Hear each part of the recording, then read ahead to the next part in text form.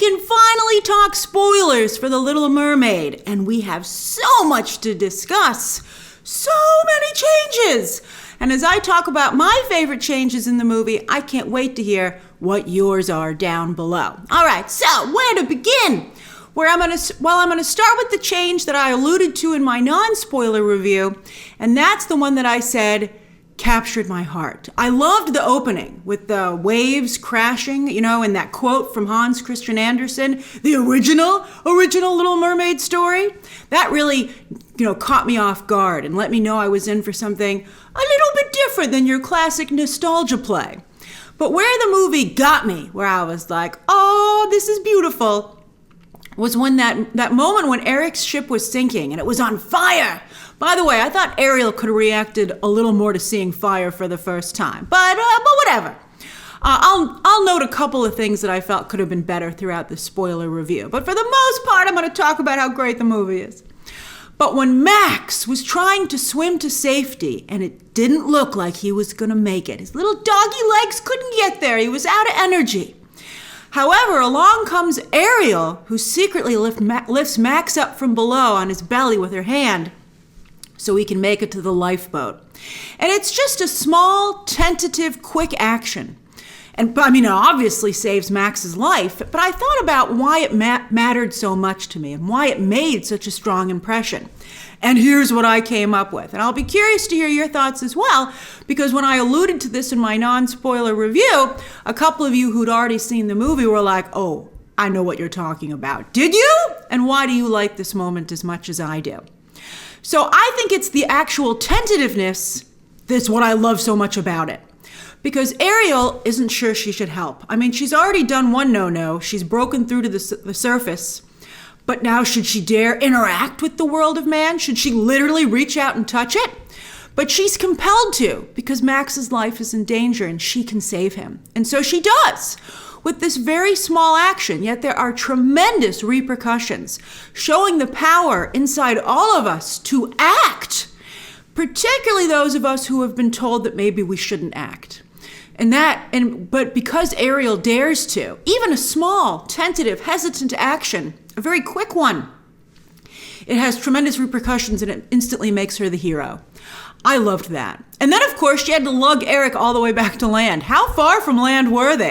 The ship did crash into some rocks, so I guess they were a little close, but seemed like they had a ways to go. And they highlighted that a bit more here, although Ariel's tail is so powerful in this movie, I'm sure she was able to get him to shore pretty quick. Now, on that note, I loved the clever way, speaking of her maneuverability, I loved the clever way that she uses the mirror in this version to trick the shark with a fake out, to think that he's going for her, but in fact, she's not, she's hidden somewhere else. I thought that was great.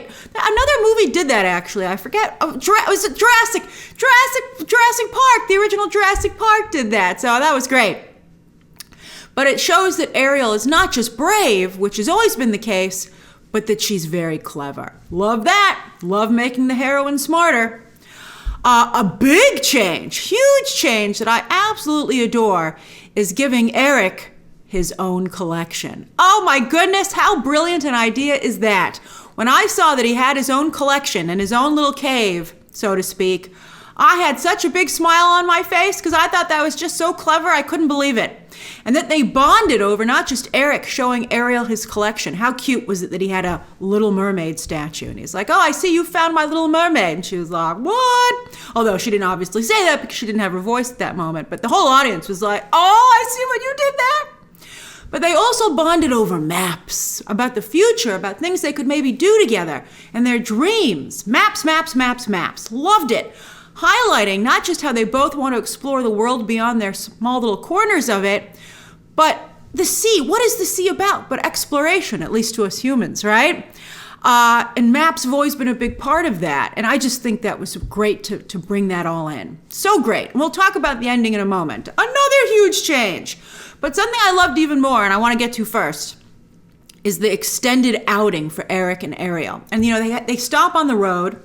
And he turns around and she's no longer in the carriage. But I knew where she was. I was like, she's obviously at that party we can all hear off camera. Let's go. I wanted to go. Eric went, and it was indeed a party.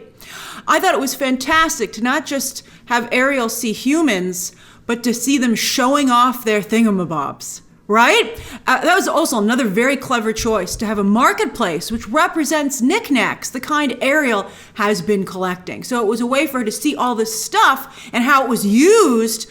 You know, when she was with Eric's collection, at that point it was really more about studying and other cultures, and this was seeing this stuff in use. You know, seeing the actual culture that you had the hints of. You know, it's about what being an explorer is all about. By the way, speaking of honoring stuff, did you notice that Jodie Benson was the one who handed her a dingle hopper? I thought that was great. And I love, by the way, that earlier in the film, Ariel didn't just think it was some crazy tool, but was like, it's a tiny trident, like the one Dad carries around. I thought that was great. Some of you already said that during the watch-along that we recently did of the animated classic. Why doesn't she think a fork is a tiny trident? But anyway, to see all these humans together as a community with energy, it really made the human world seem not just appealing, but appealing, I think, to me, because it was full of adventure and possibilities. I'm a city person, so to me it was very much like going to the city. I was like, wow, what can't we do here, man? So I loved it. We never really get to see much of what it's like under the ocean for the merpeople. And I mean, we don't get really to see that in the animated movie either. I guess it was too expensive and time consuming in both spaces. But it does seem a heck of a lot less interesting down below, right? And maybe that's because there are less merfolk. In the animated movie, there were a lot of merfolk. But here, they really lean into the merfolk being these mythical beings, these ocean creatures. And so obviously there wouldn't be too many of them, or you'd see them all the time. I mean, what do dolphins do and other sea creatures down below? I mean, they don't have societies, I guess. You know, it's not all Atlantis down there.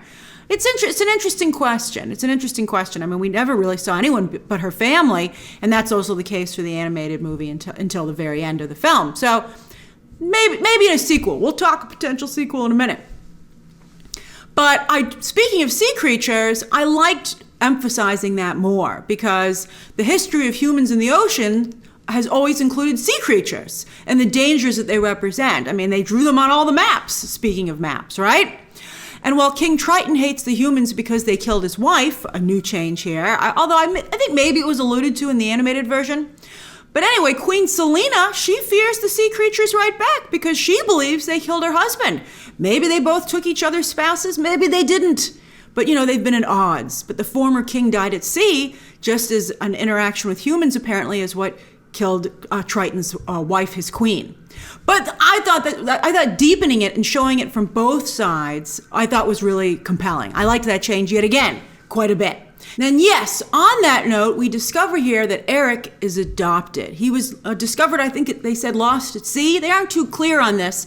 And he was adopted by the king and queen to become the prince. Who are his parents? Is he perhaps part sea creature? I felt like there was the possibility of something being there, and I think that's intentional. They're like, another reason for us to have a sequel, right?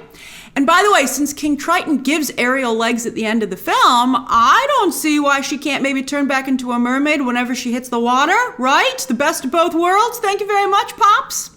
I would love that, especially because for their honeymoon, I know some people are disappointed that they didn't see the wedding, but to me this was about the future and what they really wanted to do with their lives, which was explore. So Eric and Ariel set sail for adventure to explore the world on their very own ship. What a great idea. Such a great idea. You can't keep either of those crazy kids on just land or just sea. They truly love exploring both. And that means also, by the way, Ariel doesn't really need to leave home. She'll always, and I think that's a kind of a good analogy for the way we are today. Back in the day, it was like, you got to make choices. You got to grow up. You got to do this, that. And today, everybody's like, why, man? Why can't you do what makes you happy, right? Like, what's with all these things that bring us down? So I loved that. She's like, why do you have to leave home? The ocean's right there. Let's go sailing on it. So I thought it was great. So I'm like, yeah, they have set up an amazing sequel. And also, let's check out and see what maybe Eric's origin is. I think there's a potential really interesting development there. Although now the pressure is to come up with something really interesting. All right, so anyway, that's the new ending. Now back to the party. I just loved the energy and how positive everyone was. And it reminded me not just of vacation, but for some reason, specifically of like a Disney theme park vacation. It just seemed like all the troubles of the world melted away and only the positives remained, and we were all in it together. It was kind of also had like a small world vibe a little bit. And to me, that's always been what Disney has been about, that positivity, you know, looking at the past, looking to the future, celebrating the now, but the positives and everyone being able to be a part of it. And so that makes it even more tragic how much negativity surrounds Disney these days. And even this movie has had to grapple with a significant amount of negativity, because at its heart, this movie is so positive that, you know, negativity is being inflicted upon it. And that's just really unfortunate. But I think that it's great that the movie itself is such a positive experience. Another sort of change, I guess, is that Ariel doesn't fall in love with Eric just because she sees him, but because she hears some of his ideas. I'm not quite sure what he was saying. You know, it's a lot like being on a first date. You're like, I kind of heard glimpses of what you were saying, and you're nervous, so you're talking in circles, but I kind of liked what I heard. But anyway, he's explaining to Grimsby his hopes and dreams, not just for himself, but for his people. That's kind of what I thought he was saying. And I sort of got the vibe from that Ariel is drawn to him because they're both royalty, a prince and a princess who someday will be king and queen. At that point, they don't know if it will be together, or she doesn't know if it will be together. They've just met. But I think she relates to the fact that they're both grappling with not just that responsibility, but the opportunity to affect real change when they become in charge, because they're fortunate enough to have that position. So, you know, even if it might sometimes seem like a burden, how can you turn it into a positive? It's just a wisp of an idea here, and I wish it had been developed more, but I caught it and I liked it. All right, let's talk some characters now. Let's weave some characters into this conversation. So Ariel. I think Halle Bailey really holds the movie together with her spirit. Such a wonderful human being. She just radiates kindness and generosity like a Disney princess should. And I think that while she does seem a bit hesitant at points in the role, she has the most personality of any actress that's been hired to play a live-action Disney princess to date. I mean, the bar wasn't very high, so she easily blew right past all of them. As I said, she radiates kindness, and she is the only true singer that they have yet to hire to play a Disney princess in live action, and I do think that makes a significant difference. Another wisp of an idea here is that Ariel's singing is a siren song, which is why Eric maybe is so captivated by it. So she cheats just a little. And I guess on that note, let's take a moment to talk about their romance and the changes made to Kiss the Girl. Instead of falling in love just because, right? I felt that Eric and Ariel fall in love here, again, because of their similarities, their shared interests in exploring in other cultures, and also that they're both royalty with responsibility, so they get each other. But also, I really got the idea that Eric just wanted to thank the woman who saved his life. You know, that was kind of important to him because he was a stand-up guy. And I also liked the change that, I mean, it kind of overly complicated things, but I thought it was for the best that Ursula made Ariel forget that she needed to get a kiss from Eric by the third sunset. Because it made Ariel not have an agenda, and it made her romance with Eric, I think, just able to happen naturally and innocently. There's some talk about changes to the lyrics to Kiss the Girl about consent and stuff like that, and that's fine. I didn't really notice the difference. I just thought it was still a really great number, and to me it was largely still intact. But another big change I did notice was how he learns what Ariel's name is. And instead of guessing until Sebastian just whispers it into his ear, he's talking to her about the stars and the constellations, which of course, by the way, were used by sailors to navigate and to create legends. Was it I don't know if it was the sailors who made the constellations, but it was a nice touch. And so Ariel, who somehow understands the constellations, even though she's been underwater this whole time, but anyway, she knows them. Maybe he explained them to her when they were talking about his collection. But she uses the Aries constellation to hint at her name. And I thought that was I liked that. It was a smarter, way to do it. I think it just made them both more interesting. All right, so I guess next we'll talk about Eric. I think what I liked most about Eric, besides how much, they made him like Ariel, so they have a lot of similarities, and I liked his character development, all that. But boy, did I like his castle. Nice place, man. He basically lives in a gorgeous Caribbean resort, and I loved the large open spaces. I love me an open floor plan. And I love the big open windows, and as I've said before, when I watched the movie, I could feel the ocean mist and the warm breeze. And I thought, And that veranda where they would have their dinner and they ultimately had the engagement party and then the big ending when Ariel and Eric get back together. I mean, I just could watch those palm trees sway in the wind for hours. I was like, this is a nice place, man.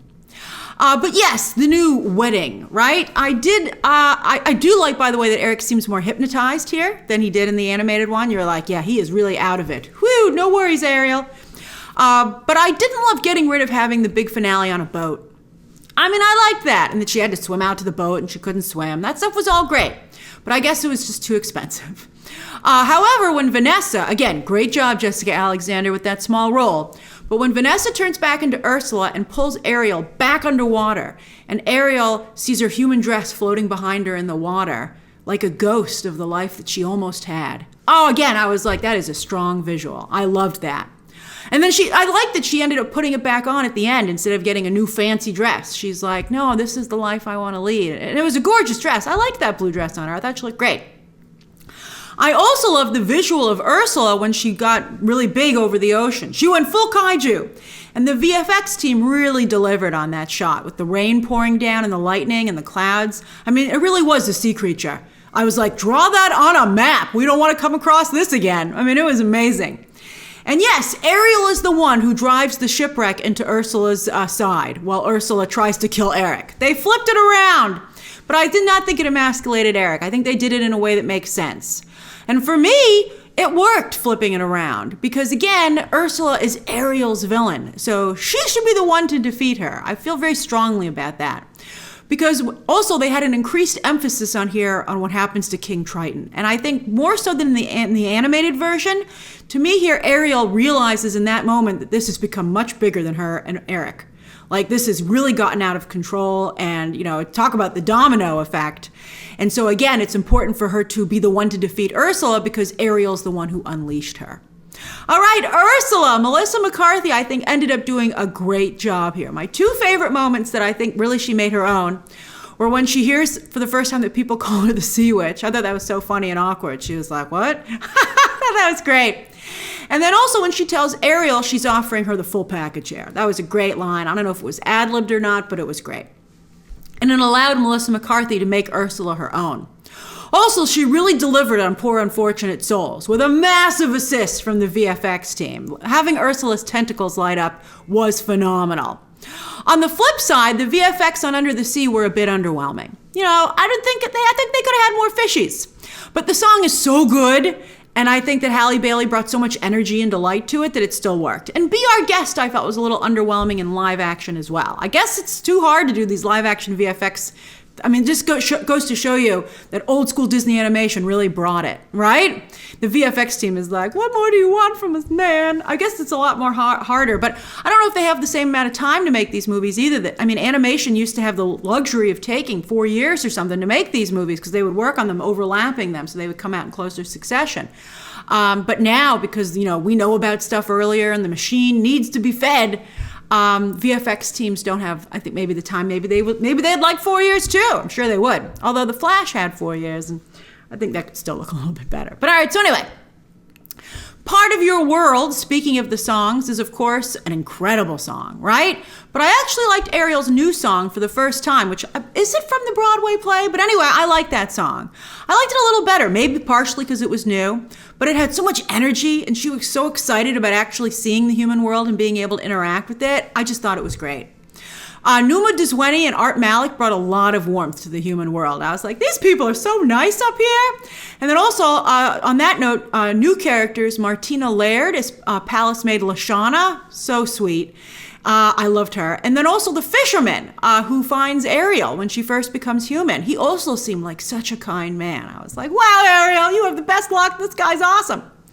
Daveed Diggs was a little reserved for me as Sebastian, but he came through in the end. And he had some very funny jokes, like when he had to crawl up to Ariel's. He's like, of course you're not on the ground floor. And Javier Bardem was a fine Triton, but he wasn't like stealing scenes or anything. And yes, Ariel's sisters, all looking so fabulous, but with so little to do. All dressed up with nowhere to swim. We got just enough of them that I wanted more. Like, for instance, I love the idea that they all represent the 7 oceans. But which oceans? I want the clarification. I would like to have known. And what did they do all day? Why don't any of them have more of an interest in Ariel? She's got 6 sisters and she's not close with any of them. She kind of was close with one of them, but I don't know. I liked seeing more of her sisters. I thought it was really nice. But instead, Ariel hangs out with Scuttle and Flounder, who I would have cut from the film. But at the end of the day, this new Little Mermaid made me feel, I think I really like it because it made me feel like I was at a Disney theme park, in Adventureland specifically. And I love that feeling. It really felt to me like a Pirates of the Caribbean movie, which I also love for the same reason, but one of the better ones of the Pirates of the Caribbean movies. But I just really liked it. So that's my spoiler review of The Little Mermaid. Share your own thoughts down below, subscribe today, and of course, as always, you can check out some more videos right now.